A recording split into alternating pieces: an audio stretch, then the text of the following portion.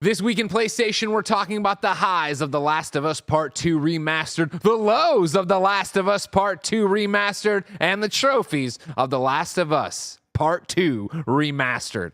We'll have all this and more because this is PS I Love You XOXO.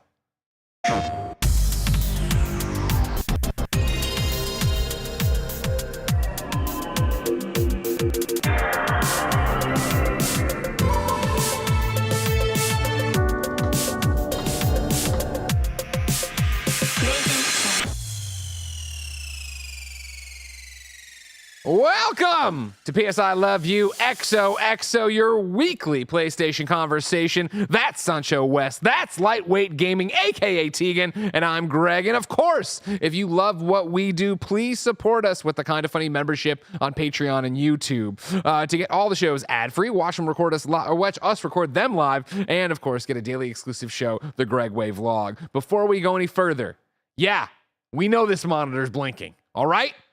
Barrett's been trying to fix it. We're working on it. Don't make it a big deal. God dang it. You can get PS I Love You XOXO for free with ads and without the exclusive content on YouTube and podcast services around the globe. Thank you to our Patreon producer, Delaney Twining. Today, we're brought to you by DraftKings Sportsbook. But let's start with the PSN message from you. Tegan, Sancho, how are you? Great. How are you? Excellent. I'm very warm. You guys are in colder parts of the country. Sancho, you look like you're ready to go out with Joel on a run right now. Yeah, man, I'm doing well. Thank you so much for having me. Yeah, Greg, it is freezing in Texas. We're about to hit a winter storm and dripping faucets left and right. But yeah, this is definitely my Joel jacket. Yeah, I appreciate that. I appreciate you being on your mark for that. You're ready for this. This is the Last of Us review. Of course, I know you both very well through the power of the YouTubes and the Twitters and the whatnots. But if people don't know Tegan, who are you? Well, as Greg already introduced me, my name is Tegan, but you might have seen me online as Light. You can find my work over on YouTube at Lightweight Gaming, where I do Let's Plays, reviews, reactions, that sort of thing. But typically I focus on story-driven single-player games, and I do first playthrough style videos. But for the very first time ever, I'm diving into the world of Soulsborne games, and I'm playing Bloodborne, which is going about as well as you could expect. But I'm loving it, and I'm very, very happy to be here. Well, I'm happy to have you. You know, obviously you've gone in, you did the minor leagues. You did the KindaFunny X-Cast, but now you're here on the major leagues doing PS I Love You XOXO. And of course, you reached out because, you went off and got your own Last of Us code. You were all set for this. What is your history with The Last of Us?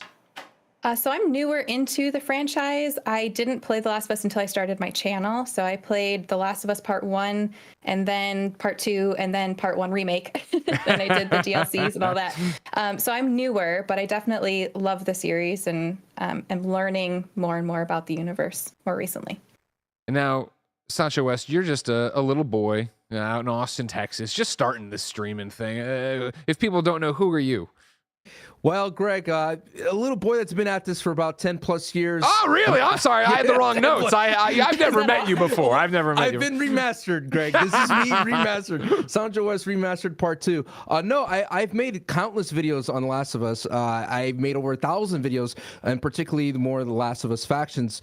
Some may credit me, Greg, for the ones where, Jeff Grubb said, now that I've asked where is factions on the KindaFunny's Game Daily podcast, then I may be the one responsible for factions being goner. Well, I don't know about that, Greg, but I've been doing this for 10 plus years. I love factions. I love the Naughty Dog world. I've been intimate with Naughty Dog as a developer company, been streaming with them, been at the dog kennel, things like that. Know a lot of devs behind the scenes, and more importantly, absolutely love the world that The Last of Us has created, especially The Last of Us show. One thing I want to take this angle for the review, Greg, is what does The Last of Us game like aspect, environment, atmosphere, what is it like post a Last of Us show? And that's the one thing I was kind of intrigued, because I don't want to get too far into the weeds here, but this is the first time that my wife actually watched me play the video game after after enjoying the Last of Us show. So it was quite interesting to hear her thoughts and experience that through her lens.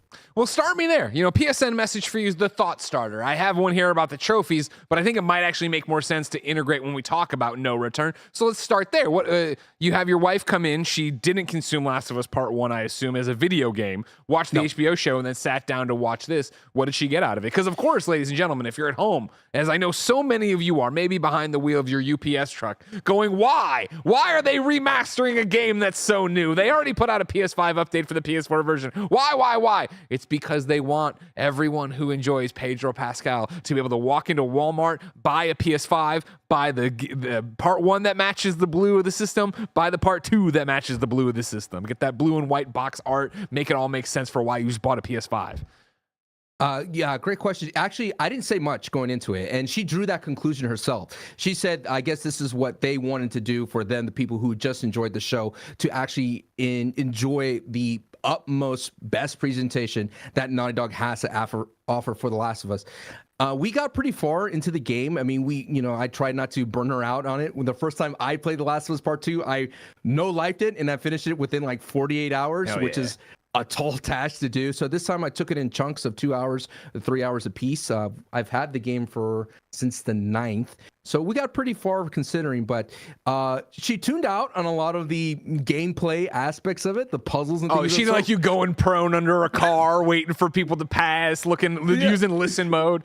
Yeah, like, honey, I have to do it this way, but I have to do it. Listen, I gotta get all these collectible cards. All right, there's baseball cards everywhere. I gotta get them first. I gotta find Dr. Druckmann, man. I gotta find Druckmann. But no, it was more of like she really tuned in when it got into the story. She had no idea what was happening with Joel, poor Joel, of course.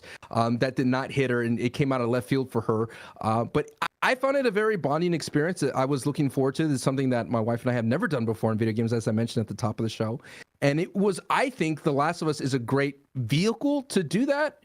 If there's someone out there like that who has a significant other or somebody else in their house that has never played The Last of Us, who just watched the show, and she enjoyed where it was going, and I'm excited to continue going on that journey. But I think if what we mentioned, what Sony was trying to accomplish, it definitely did accomplish that, and she really did appreciate how beautiful it was in some aspects, the environment, but it was just the gameplay, which I have notes on too. Is like I feel, which we'll talk more about of that. I feel like the gameplay could be, the pacing of that was kind of oof.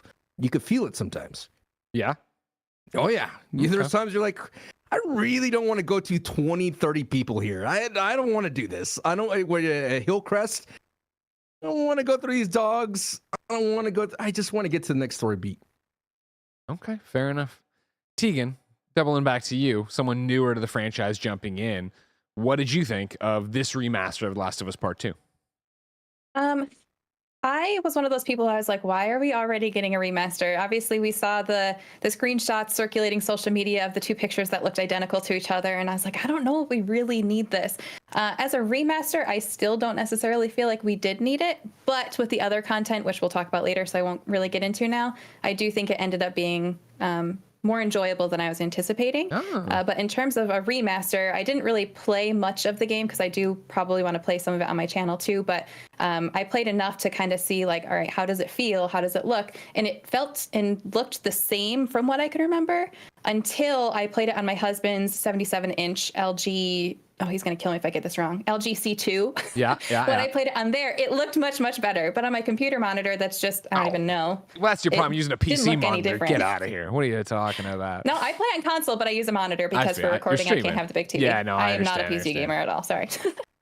Good. I'm glad that's covered. Everybody, you heard it here first. Nobody should be playing on PC, Sancho, right? Nobody. No, not at all. But to piggyback on what Tegan said was, I definitely feel when it comes to remastered, it does feel like, and I don't want to say this too brashly here, Greg. It's like an iPhone 15 to 16. It's like, what's the difference, right? Sure. You're not going to know the difference on the surface level, but as you play it, there are moments where it sneaks up on you, and you're like, wow, this vista looks amazing. Yeah. This gameplay is very intense, and it's still immersive, and it still has that magic that Naughty Dog has. And at the same time, you're like, well, it's only $10, and you can still feel this wonder and fun in the PlayStation 5. I just feel when it comes down to it is that Naughty Dog has a lot of extra noise to go through to justify this remaster, or Sony has to justify this remaster to a lot of people. Yeah, and I think that's what's interesting when you sit here and talk about this, right? Like, if we're putting the kind of funny review scale stands, obviously a 5-point review scale, right? Obviously, Last of Us Part 2, when I reviewed it back in the day in 2020, when I initially said we didn't actually have the review scale yet, right? But it would have been a 5 out of 5. Like, it's an amazing game. I think Last of Us Part 2 Remastered is a 5 out of 5 amazing game because, of course, you're getting the Last of Us Part 2 story that I thought already was incredible and was such a great work of art and made people think and discuss and has launched a million different missives and essays that I love, that I want people to get into the weeds of a game on, right?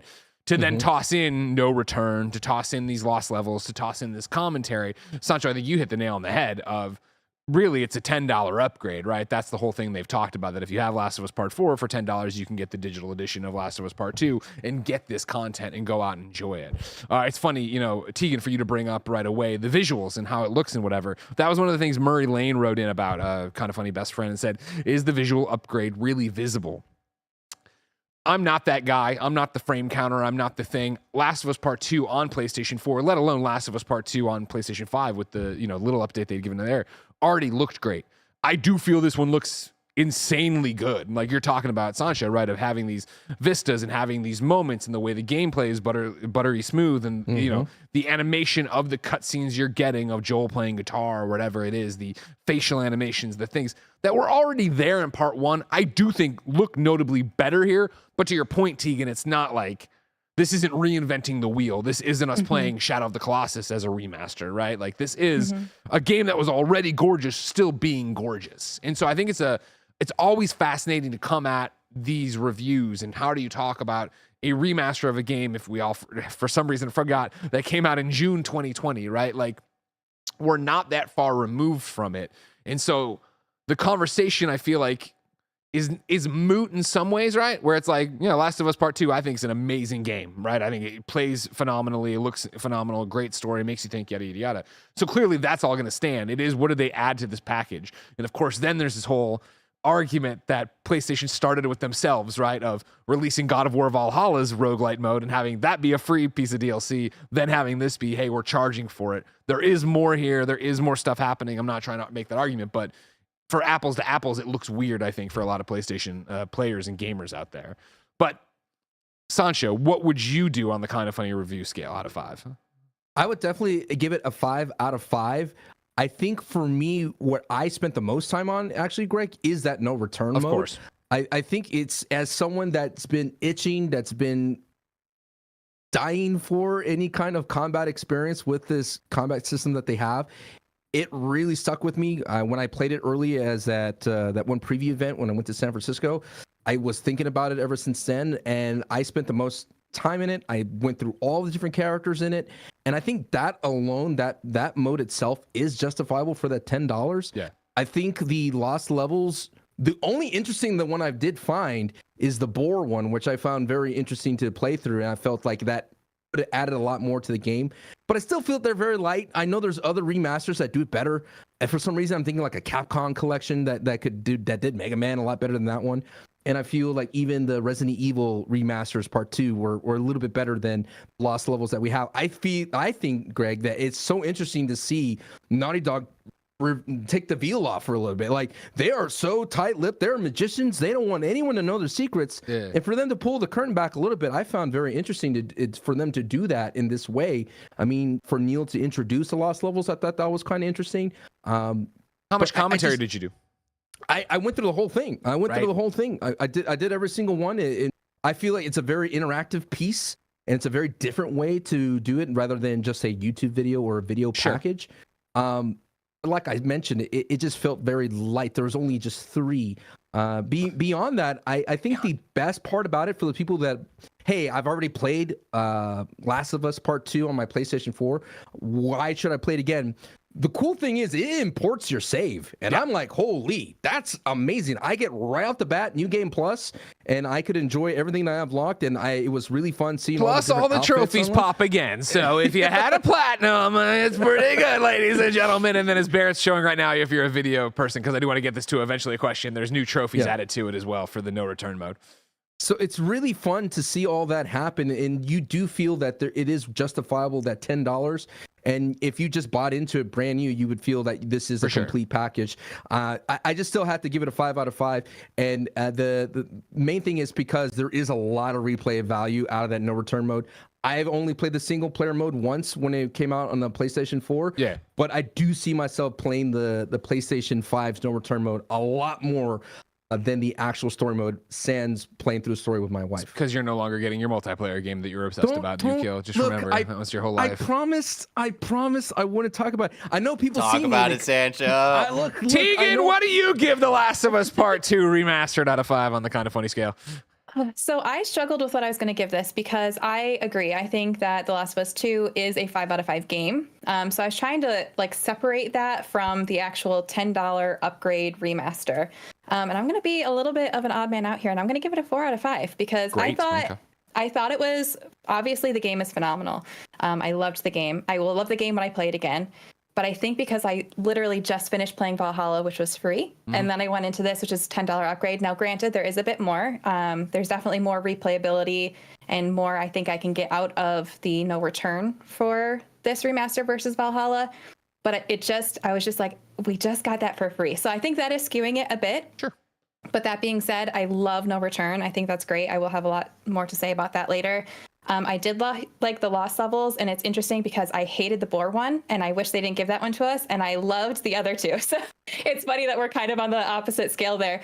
And I just overall, I felt like, I think going back to the Valhalla being free and this being a $10 upgrade, I was like, okay, what else is here, and does it justify enough? And I think it does. Yeah. If you've only played through the story once, if you're someone who likes that kind of, would it be classified as like a roguelite? Yeah. The no return. It's such a weird term. I feel like it's gotten so broad now. It's so broad.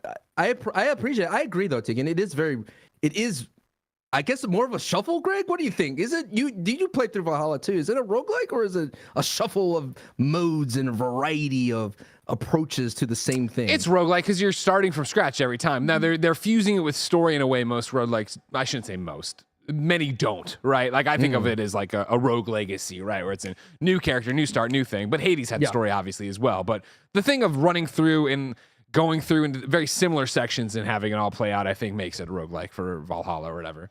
And then obviously we should start talking about the modes inherently in this game, right? Because I think there's for me, the things I wrote down of what are the additions to this game, right? Like it's the lost levels, which we've talked about, of which there are 3 things. Again, these are levels that were cut from the original game, so they have basically the playable prototype as it was or where it was going. So these are, there's not audio for most of the dialogue. It's you wandering around, but you get little commentary things where you walk up and they'll introduce a new mechanic and what they were excited about it and why it didn't work or how it made it in the game elsewhere.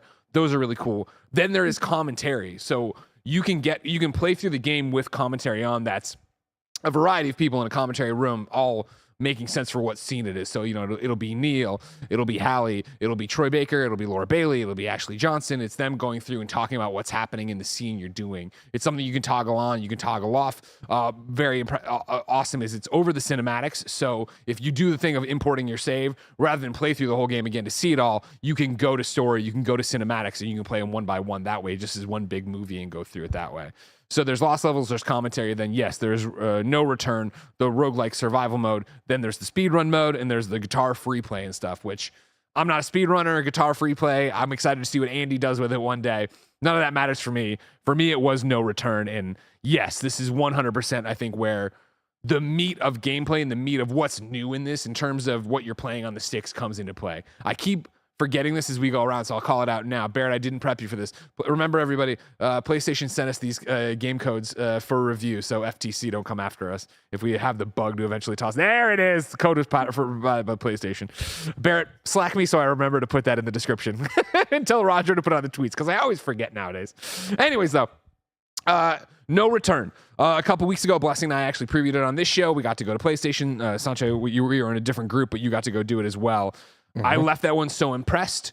And then, a week later, Valhalla dropped, right? And it was like, okay, cool. Here's Kratos' version of it. And Valhalla is an amazing mode that an amazing piece of free DLC for sure. Something I enjoy the story of, yada, yada, yada. I found myself enjoying Valhalla less because I had just played No Return here on Last of Us Part 2, and I enjoyed that so much. I'm happy to report that did not change. Like, I full-on love No Return mode. I think No Return mode is a 5 out of 5 and well worth the $10 as is. I think, if you're going to hear us talk about it and it doesn't move the needle for you, then save your $10. You could watch all the commentary scenes on YouTube. You could watch the Lost Level walkthroughs on YouTube as well. Those are kind of one and dones, I think, for the most part. Whereas No Return's whole thing is replaying and replaying and replaying, going through and getting, these different things. And they do such a great job of randomizing it. They do such a great job of keeping you on your toes. One of the questions that got written in that I really, really liked, right, was from Sean Murphy. How does the roguelike mode encourage experimentation, and could it be fun for Portal players? If you have a PlayStation Portal, 100% this is perfect for that. The only downside, of course, would be if you play like I do, where you're watching something with your wife. You need to be able to listen in this game because obviously listening is such a big part of The Last of Us and knowing where the enemies are. But if you can have headphones, if you can be immersed in it, go for it. Encourage experimentation is where I think No Return sings, because it is this idea that it is constantly rewarding you as you play. So you are playing as, you start off as Ellie and then you unlock Dina, and then you play as Dina and you unlock it. You keep unlocking characters that have their own buffs, their own pros, their own cons, right? As you go, you're unlocking gambits, right? Which are changing inside of the game as you play. They're adding things like, get 2 headshots while holding your breath, unchain 2 clickers, feed a grabbed enemy to a clicker. Then there's mods that you're unlocking as you go that are filtering in and being random in. It's going to rain Molotovs. There's going to be a mirror mode. There's going to be invisible enemies, which every time that came, it was usually for me the infected, and it made my heart stop. Oh, no. This game has so much packed into it that I could not get enough. I cannot get enough. And now there's this daily run challenge that I'm so excited to get it out into the public to see actually how bad I am. Because I have the screenshot of me number 1 on the leaderboard. I'm like, this will never happen again. But I know for this moment it did. And there's something so special to that. And Sancho, I want to kick it to you to talk a bit about it because, again, I know how much you loved Factions and how excited you were for a sequel to it.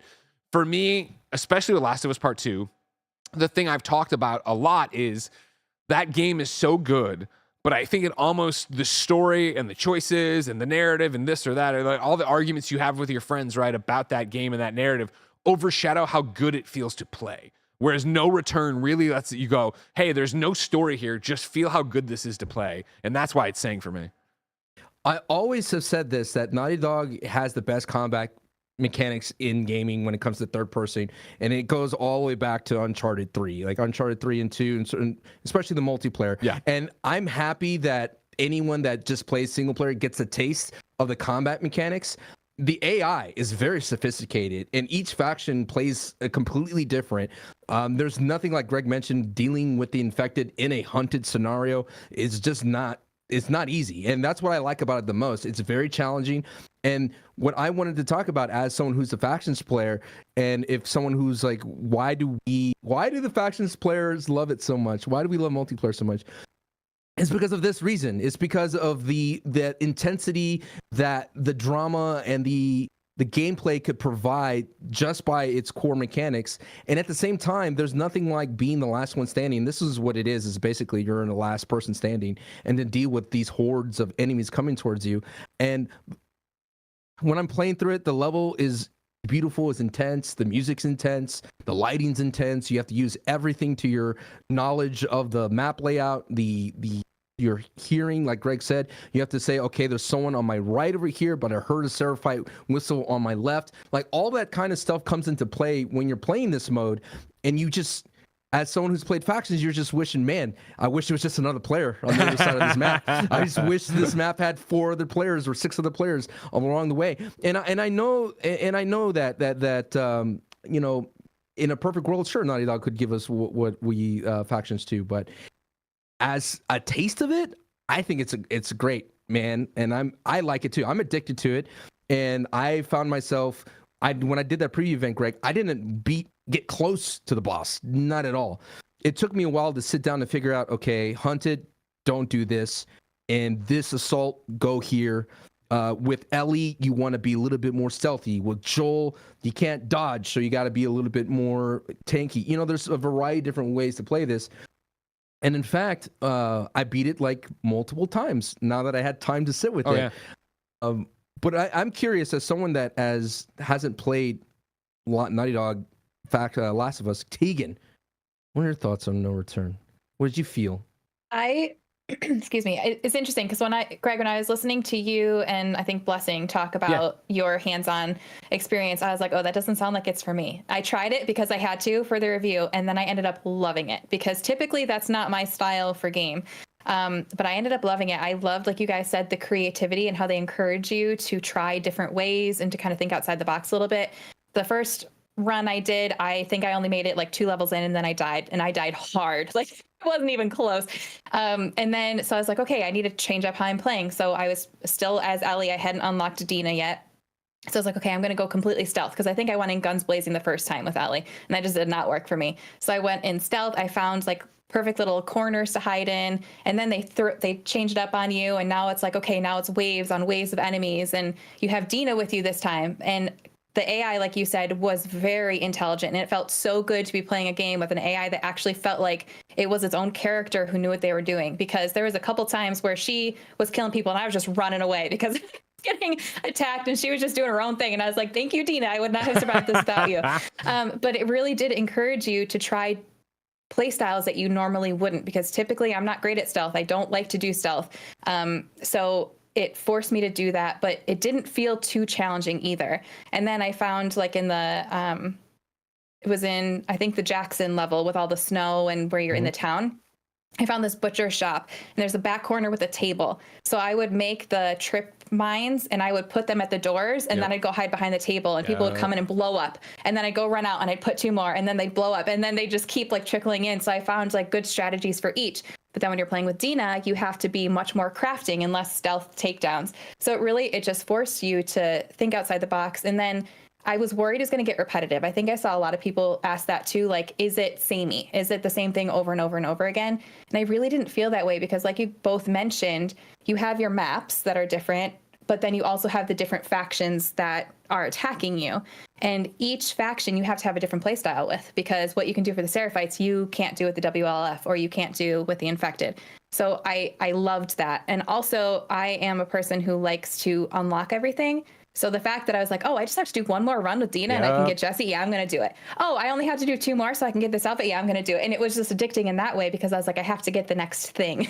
One of the things I thought that was great. I used to always, and I still do, but like used to credit Naughty Dog with, more people have figured it out since then, is the way they did their multiplayer trophies for Uncharted, where it would be, here's the game, go do it. And then for the multiplayer, it was never play 300 matches, go to, shoot this thing. It was try this, try that. You'd pop a bronze, it would go into the plat, and then they'd eventually put out the DLC that had the more comprehensive stuff, but it wouldn't work against your platinum. I feel that's one of the things they do so well here with the challenges like you're talking about, Tegan, where it is, oh, I'm that close to doing that. Oh, okay, I can go do it. To unlock the next gambit, it wants me to use, 4 explosive arrows. I can just go into a level, just cheese that, and not worry about the whole overall picture. Because again, if you're not familiar with the mode, ladies and gentlemen, the way it works is that you pick your character, you pick your difficulty. The difficulty you pick augments the score you can get. There's multipliers, the harder you go up. Then you go to a mission board where you pick the mission to start, and then I believe it's 5 and then the boss, or 5. So it's 6 total, is that right? That part it's either 5, right, but I'm not sure. It's either 5 missions you do and then a boss, or it's 5 and a boss. It's so a red yarn. As you go, though, you get choices. So it's like you can do this mission, which is going to be something like, you mentioned assault earlier, right? Assault is waves. You have to kill, there's 3 rounds and 3 waves. You have to kill it. Yeah, it comes at you. It'll show you how many people are in it. Hunted is the one where you have to survive a certain amount of time. They attack you. They're Yep. just coming at you no matter what. Hold out, you have to use the supplies you have to keep yourself alive and your an AI partner alive from a bunch of infected coming for you. And then the final one is capture, which is like you have to go and get to a safe before it locks in a certain amount of time. If it locks, you don't fail the mission, you just don't get the rewards in it, but you then have to kill everybody. Whereas if you were to stealthily infiltrate, get there, get the things, you would just end the mission without having to kill anybody, get a higher score. At the end, you're given a full breakdown of what your score is. You're rated, S to, I was bad. Even when I failed, I only got D's. I don't think I ever saw an F. I got S's. But Greg, this is what I wanted to say. Not to toot my horn here, but this is what Naughty Dog want. It's a water cooler moment. Yep. I'm hearing Tegan talk about her story and how she was able to, I didn't use a butcher's shop, but there was times where oh man, I found that there was a gate that they infected on the shipyard. We had to go through, and I would throw one Molotov, would take out 6 of them in the clickers. So I think that's where it excels in, Greg, is where people are telling them their strategies or how'd you overcome 100%. the boss and how'd you overcome this situation? Who did you use? I, for one, did not think I would like Lev and Yara. But I love Yara. I think Yara is really cool because her benefit is she gets Lev with her. And I think that was a fun little mix up there. And then at the same time, you're like, dude, Tommy's really cool. He got a cool sniper. But then I always had to say, Tegan, I agree. Jesse, man, Jesse's really cool. Like, you forget how cool Jesse was. But Jesse's a really cool guy. And I think, one of the questions we got to what Tegan was talking about, Phantom Pain wrote in and said, how's the replayability of the survival mode? I heard there's only a few maps/sections. I think everything we're saying and all the mods and all the things sprinkled in make it incredibly high. The amount of maps, to me, never were, there's so few. It was that thing of, I'm back here. And either I failed here or I had a really good strategy last time. Can I do it again? For me, my Jackson strategy was going out the back of, I think, the butcher shop to where the cars were. And I would stay out back with the cars, stealth around. The post offices. The post office. Get them, throw a bottle, distract them over there, take them off one by one and pick them off in this thing. Same thing for like the news station. When I dropped into the news station, and again, you can pick. So when I would see one that was the hunted, infected news station, I was like, oh my God, dude, I never did it. I love the hunted with the infected because it reminds me so much of Shaun of the Dead, where when he comes back to the bar, like, I just gave him the slip. They're not all that. And that's it. Where it's just, you can just sprint and like they're dumb. So I'm vaulting over things which are getting in their way. So I just run the entire level. When you collect resources in the game to craft, you take that into your next mission. So I'm just running, picking everything, crafting, getting all my craftables so that I can do it back at home base. When you get to home base, of course, every character starts with a weapon, right? A gun. When you get to home base, though, you have a chest of rewards. So, like the parts you've scavenged, right, to upgrade your things. You'll get a certain amount of credits because there's basically like a little shop closet you can go to where Trading posts. Thank you, trading posts, where random weapons and gear and blueprints are there, and they also have dice so you can re-roll once every time. It'll cost you the currency, but you really get into that. It's interesting to talk about like, how'd you beat this boss? Like, Arcade Bloater's the first one you have to fight. And the first time I got there, I think with Ellie, like I just put all my bolts into a handgun. I never got a second gun. I wasn't really thinking of endgame. So I got there and ran out of everything. And I was like, well, shit. You know what I mean? I'm running, trying to craft pipe bombs, and I got killed. Whereas the next time I came around, right, I had a flamethrower and I had the gun and I had invested in all these different things to be like, okay, I have an armory here that I wasn't even using on the other missions. It was like, I need to plan for getting to this thing. And so to have the stealth bosses, you don't know whom, the clicker that hides all the time. What it was? The stalker. Yeah. Stalkers. Thank you so much, stealth boss. Anyways, they do such a great job of dropping these different guys in. Of course, even then, once you beat a boss, you then unlock the next boss to get. Then the final thing is unlocking random bosses and stuff like that. Like, the game's got so much going on in it that I think is a joy to go through and run and do and be terrified. Go, Tegan. I think even when you have a map, like you said, you get to choose, like there's a couple times where it shoots off and branches off and you can choose the path you want to take. So you can be like, okay, I just did this map. I really didn't like it. I don't want to do that again. So you can choose another one. But even if you do notice like, okay, I had these 3 maps last time, it never feels the same because like I mentioned before, if it's a different faction you're fighting, you have to go about it in such a different way that you're in parts of the map that you probably weren't in last time because you're like, crap, I can't survive here against that enemy. I need to go go over to this area. Like with the Seraphites, I always had to have something behind my back because they always encircled me, and then I was screwed.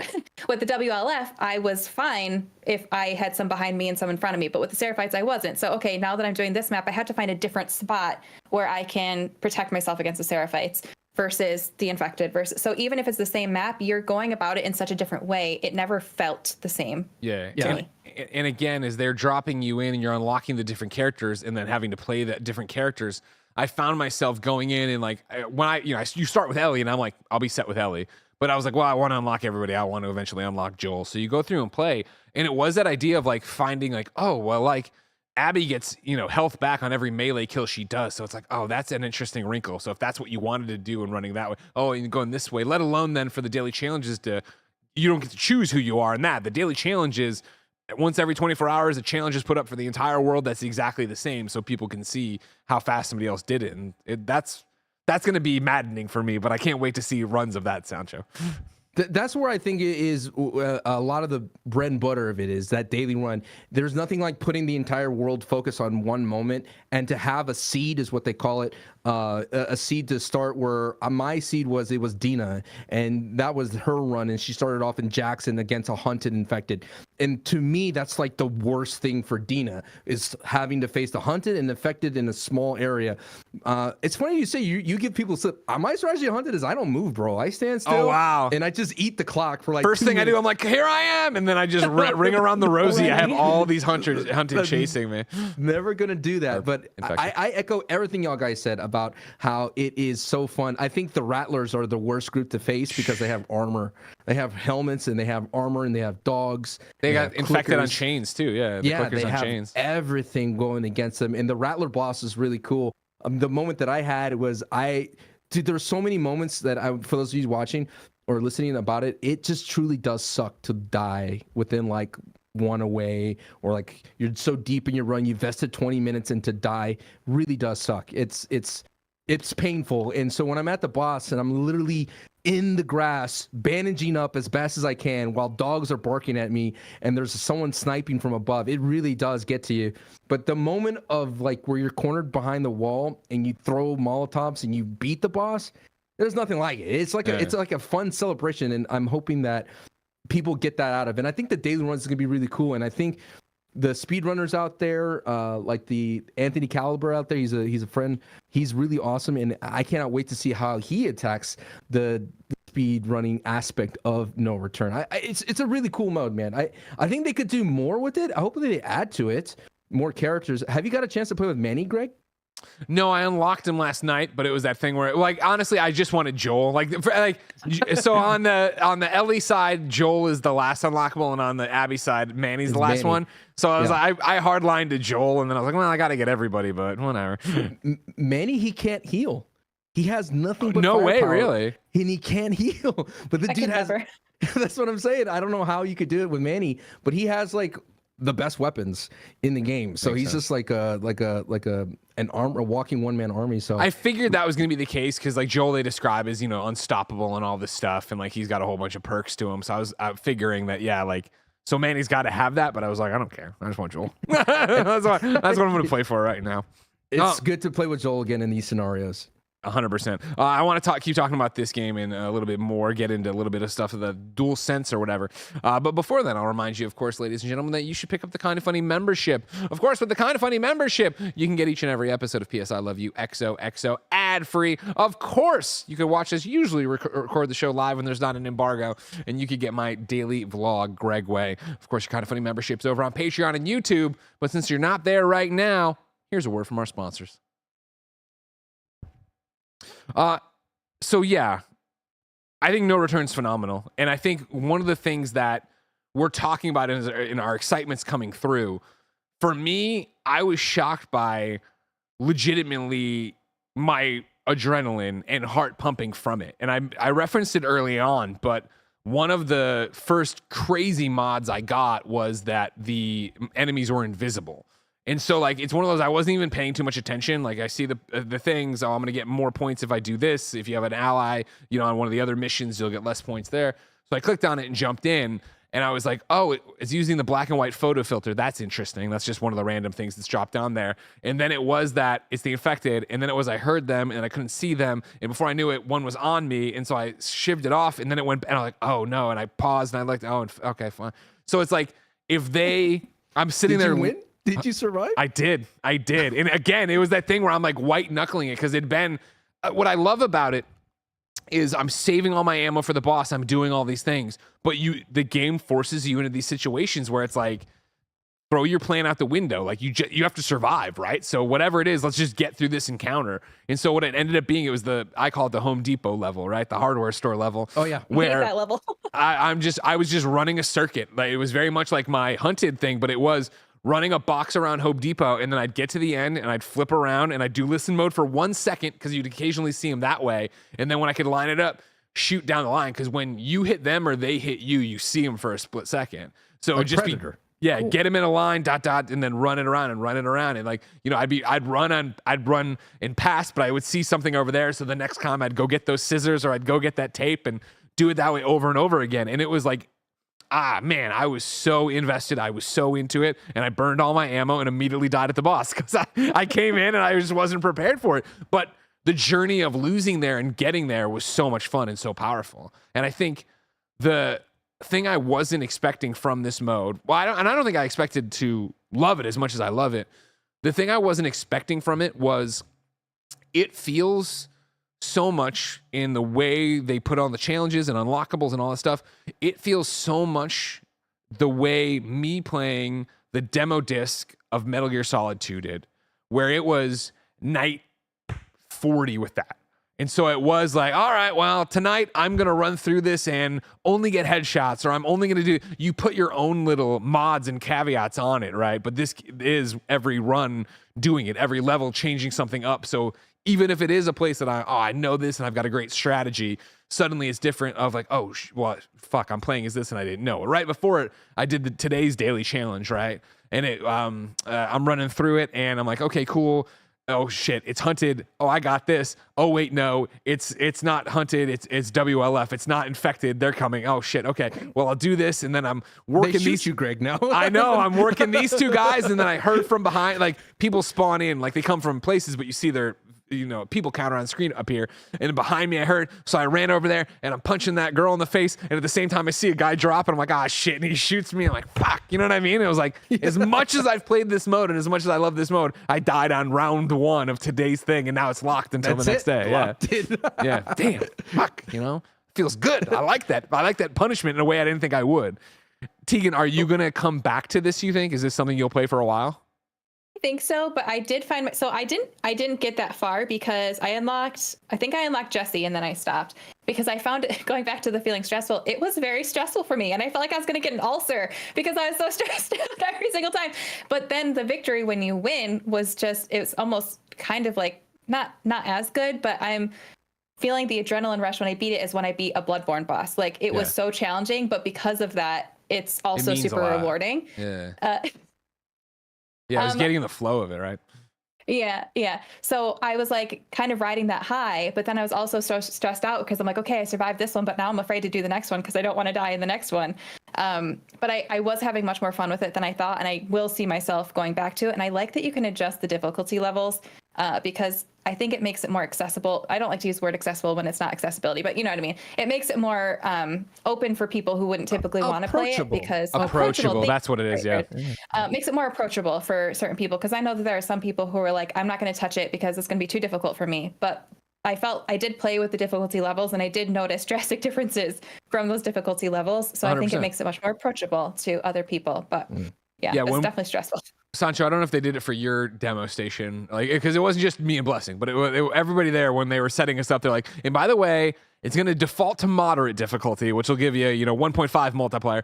You might want to start earlier if you haven't played. And we're all like, no, we're starting moderate. You know what I mean? And it's like, shit, moderate's a challenge. There's a trophy for winning the daily run on grounded. I'm like, fuck, oh my God, nope. Not going to happen for me probably. Yeah, not going to be my thing.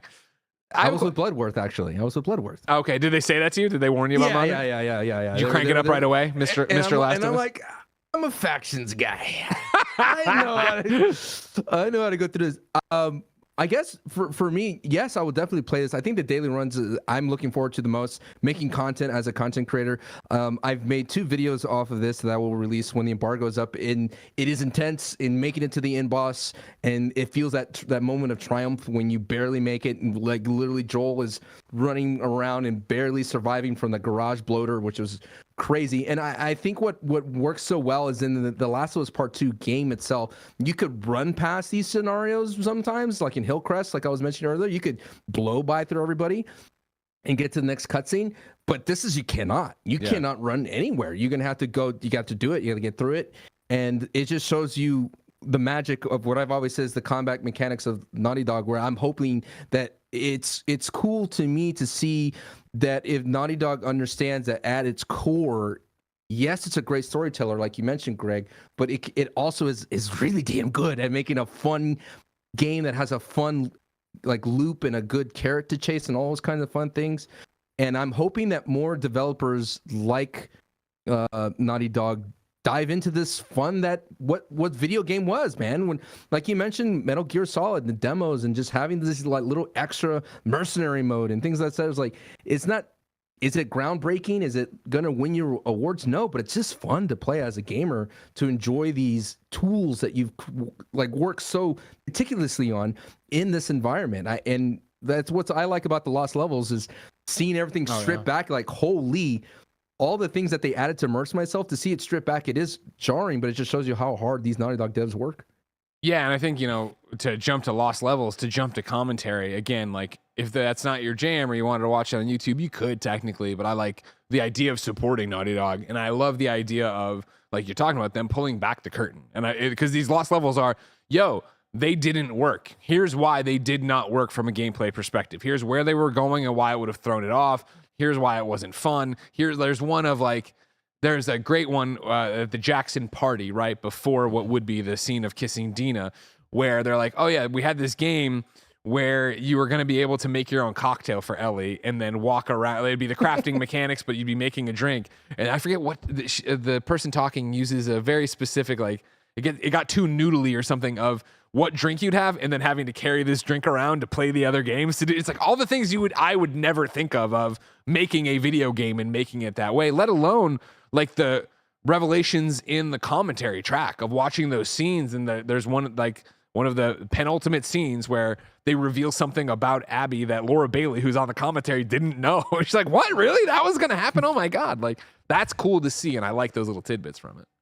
And I like how with the Lost Level for the Jackson party specifically, with the developer commentary, I like how they said, well, when we made this, we wanted you to do the same mechanics. So like you said with the drink one, then they have one that's the same mechanic for throwing a Molotov, or the same mechanic for using your listening mode. And I like how they were so thoughtful with that. And I understand why that scene was cut, but I liked seeing how thoughtful they were with, we want this to still be almost not like a tutorial, but a reminder. These are the mechanics that you're using in the game, but let's use them in a fun, more lighthearted way. And I was definitely sad that they cut it, though, because when they talked about when it would have been placed, I don't want to say it for spoilers for people who want to play through it themselves, but when they said when it would have been placed, I was like, that would have absolutely destroyed me in the game if we did that in this way. So I was definitely, that was the one that I wish was still in there.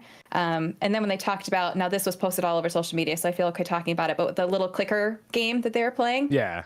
They talked about what they wanted to remind you, but why and how that was originally going to be the snowball fight was going to be the clicker game. And I thought that was really cool, them talking about why it ended up being the snowball fight and not the clicker game. So that little behind the scenes, pulling back the curtain, like you said, was just so fascinating. And if you're interested in that sort of thing at all, I highly recommend having the commentary on, because it was just so cool. Kids are clickers, though. Let's be real. They are. Yeah. They're definitely spreading infections. You and I know that. Yes, they do. SanchoWest sick every other week with something these kids have brought home. Dealing with something.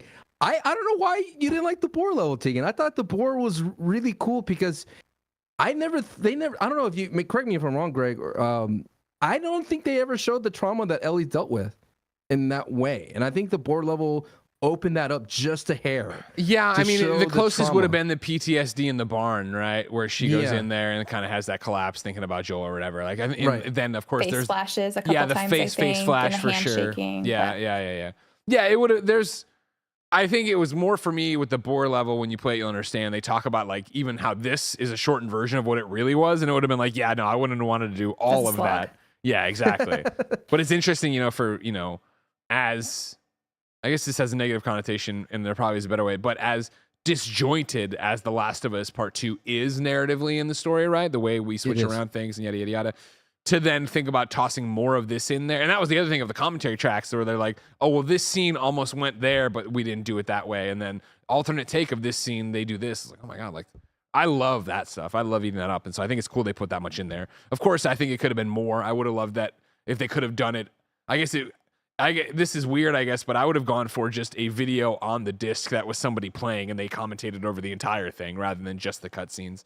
And of course, this teases the Last of Us Grounded Part 2 trailer that has now been published out, is on the disc here too, talking about that, or the digital version of the disc. One question I had for both of you before we get to one more question from everybody, or a couple more questions actually, but how long when you completed a run was your run? Because I was shocked at how long mine were every time. I played on moderate every time. I'm not trying to impress anybody. I'm just out there having a good time. I want to get, when I'm crushing moderate, no problem, then I'll go up and see what's up. But I was consistently at like 50, 55, 60 minutes on my runs. Is that normal? Sancho, you're a pro gamer. You're out there headshotting all the time. Clicking heads, ripping the shreds, 3-point shooting, rootin' tootin'. You're the real Texan in my eyes. 25, 30 minutes. Holy shit. It depends. It really does depend. But the two videos I recorded for my channel later, was about 25 to 30 minutes. Okay. The longest run was probably 10 minutes and like one encounter, and that was just because I was trying to approach it stealth-wise. But there were scenarios where I would just avoid altogether.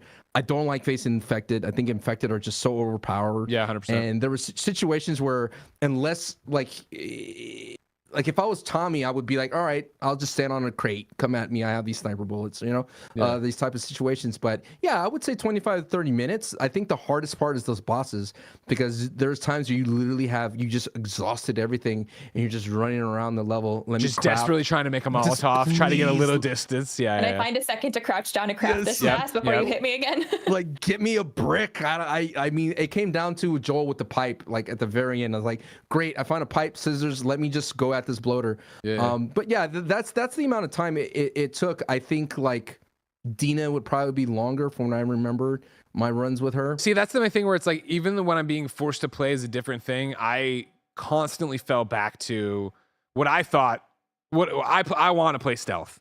Like, you know what I mean? Like, the ones I love are the assault ones where it's the snake in you, man. Exactly, 100%. And I go to the tall grasses and I lay there and I stalk them, and then I pop up and I crack one of their knucks to distract the other, to crack the neck, to crack, you know what I mean? Like, so I'm happy just sitting there wasting time. And like, one of the things they called out during the preview that I was so happy about is like, I remember the first time I did it in the first level I did, and I got an S rank or an A rank, and I did take my time, and I was like, oh, I thought it'd be penalized. And they're like, we wanted to reward all types of gameplay. So if you want to play stealthily, obviously you're going to take more time, so that's going to be a ding, but not being caught or whatever is going to less damage. You take a lot of damage, you get like 100 points for no damage. Yeah, exactly. So it really I'm hitting you with the brick. I'm hitting the guy with the brick, hitting him with a sniper shot, diving into the grass, standing up, hitting another guy with a headshot. There's a variety of different ways to do it, and I think that's what's so great about it.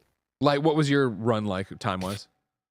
I don't know how long it was, but I think every kind of level was like between 7 and 8 minutes. Okay. So I think I was probably a little shorter than you, but not by much. Okay, I can accept that. I can take that. That's fine. I can live with that. We're all. But the 20 to 30, there's no way I did it that fast. Yeah, total run in 20 to 30, not a fucking chance. I gotta watch these videos. You gotta watch, dude. There's a moments where I'm like red line health, and I'm like, this is it. I'm gonna die for sure. Yeah, I'm like, pop a bandage, please. Don't die on me like this. 2 questions before we close this one out. Hamza says, how is the DualSense support? Is it subtle like Alan Wake 2 or insane like Astro? Controller support alone, if done well, could be worth the upgrade, the feel factor, if you will. I don't have any, like, it felt like Last of Us to me. Was there anything crazy for either of you? I have to say, the only noticeable one that I found, and I don't even know if this counts for DualSense support, but I have to throw it somewhere, so it'll be here, is in the free guitar play.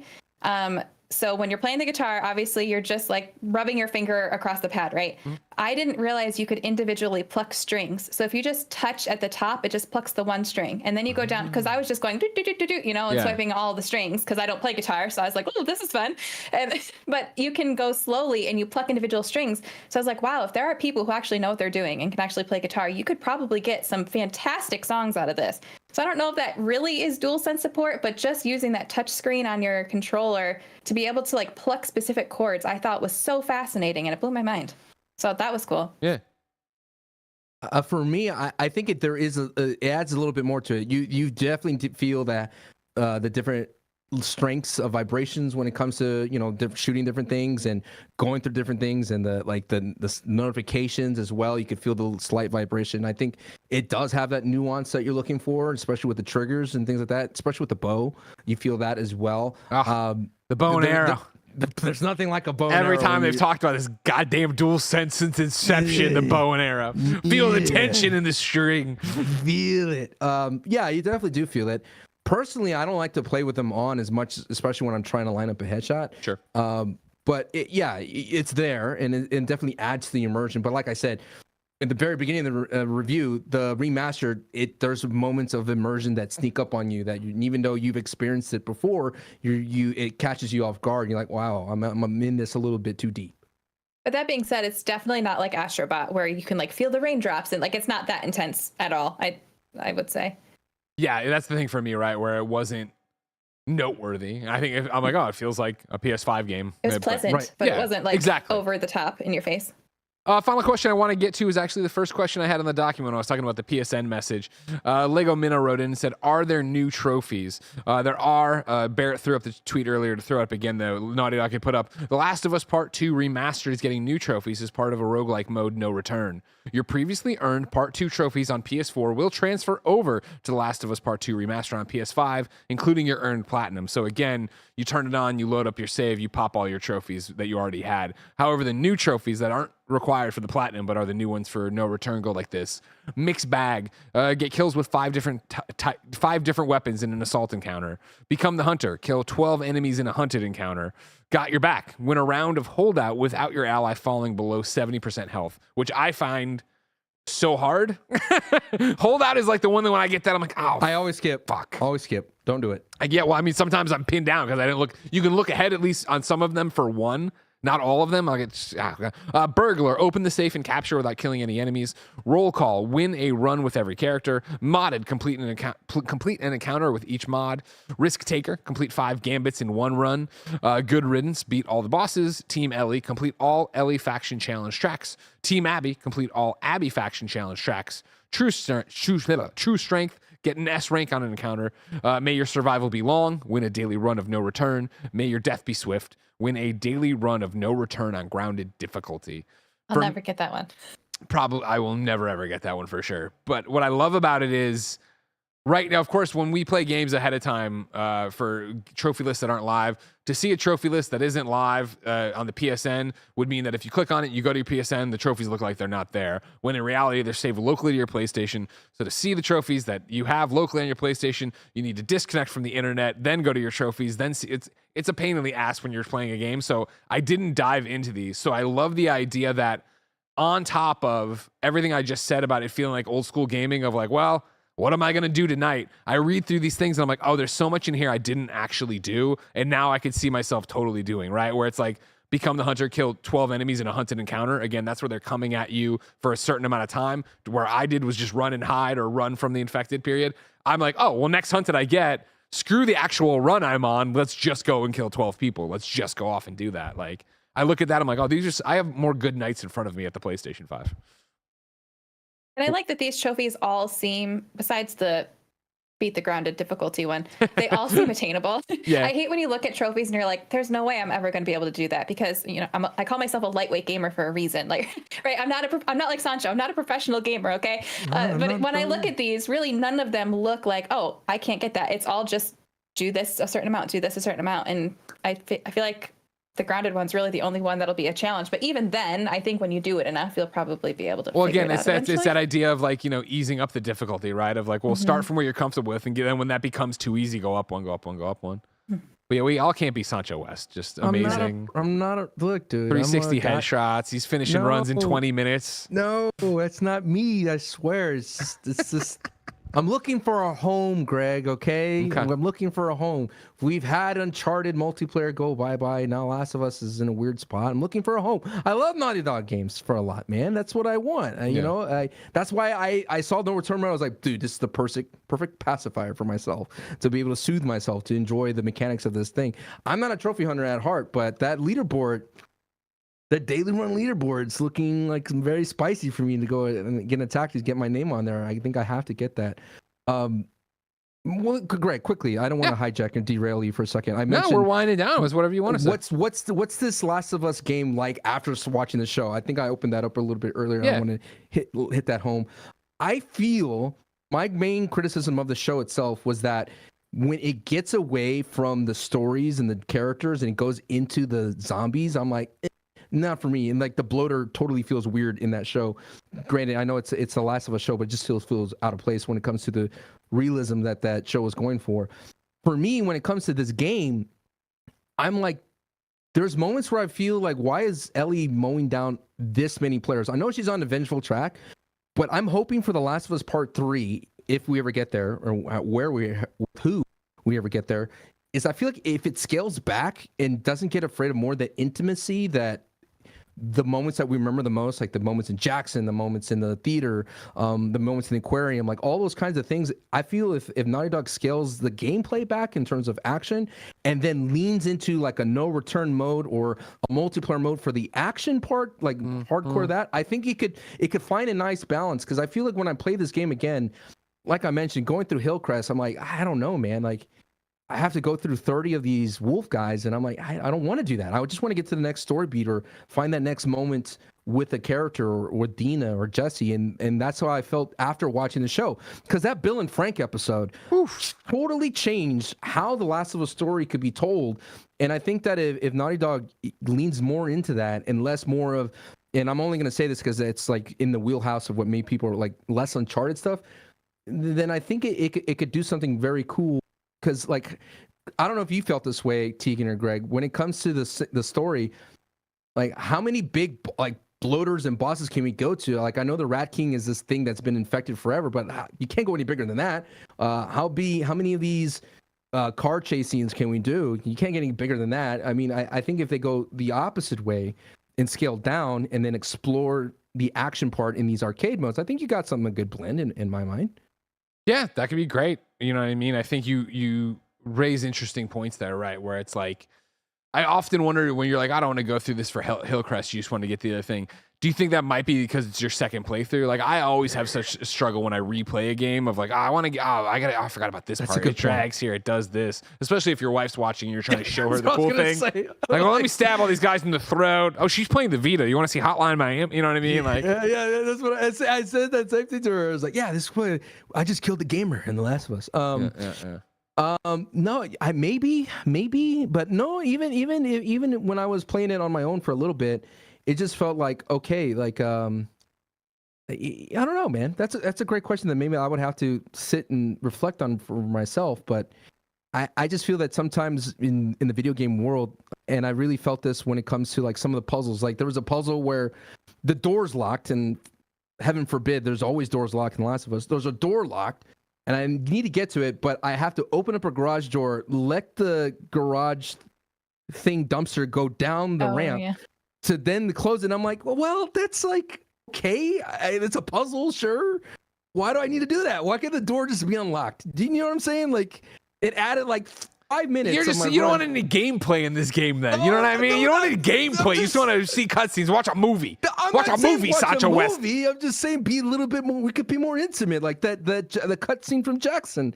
I thought that was cool. Like we get a sense of the world. We see the children. We get to see the dance. Like I thought that was cool. And then like, I'm just saying, man, there's something, I think that Last of Us show is going to change how Last of Us Part 3 is played. It's a whole other discussion. I'm opening up here, Greg. I know that. But I think it's going to change a lot. Well, no, I don't think you're wrong. I expect Last of Us Part 3 to be intimate. I don't... There's always that push and pull when you're making a video game like this of trying to serve a mass audience and what do certain people want out of it. And like, Don't get me wrong, you're talking to the Life is Strange guy, right? You're talking to the Gone Home guy. I love a good intimate story with very little gameplay. I don't mind, but I think there is that audience that does want a Rat King, a monster, whatever it's going to be on the other side. Whereas I think, getting it smaller and having it be, what are we facing? Not to mention, what is this outbreak going to look like years from now when we get back to it and what's happening in the world? It'll be interesting because eventually they're getting there. They're getting there eventually. Gotta go somewhere. Ladies and gentlemen, this has been our review. Remember, of course, like I said, PlayStation sent us these codes, so FTC, don't get mad at us. They send them for review. That's how it works. Last of Us Part 2 Remastered. I give it a 5 out of 5. Sancho gives it a 5 out of 5. Light, 4 out of 5, and I appreciate that. Lightweight Gaming, if people don't know who you are or where to keep up with you, where should they go? You can find me over on YouTube at Lightweight Gaming. LITE. There it is. SanchoWest. You can find me on all things SanchoWest. I mentioned already, I will be streaming the No Return live on my Twitch channel, twitch.tv/SanchoWest tomorrow. I don't know if school will happen for my children, but I'll figure it out. But I will have 2 uploads before the release. Well, I will have uploads daily going up to the release of like a Ellie run that I had, Joel run, and then I'll knock out an Abby run before the 19th. So if you want to see that, and I go through the commentary of why I'm making this decision, why am I using this, and I give you tips along the way, so you don't have like an awful no return experience out the gate. Because if you get hunted and infected, don't do what Greg does. Just hide, man. No, do what I do. I'm going to be streaming it on the day this goes up, Tuesday. So you'll see me do it too. All right, you'll see what it's all about. Brother. Get out of here. Don't listen to him. And I won't be doing it because mine will be, here's what you're not supposed to do. Learn from all of my mistakes. Don't do any of the things I'm doing. Ladies and gentlemen, of course, this has been PS I Love You XOXO, your PlayStation conversation. We're live usually each and every Friday for you. Remember, if you love what we do, please support us with a KindaFunny membership on Patreon or YouTube, where, of course, you get each and every episode ad-free. You can watch us record all the podcasts live as we record them, embargoes pending. And, of course, you'd get the daily video Greg vlog called Greg Way.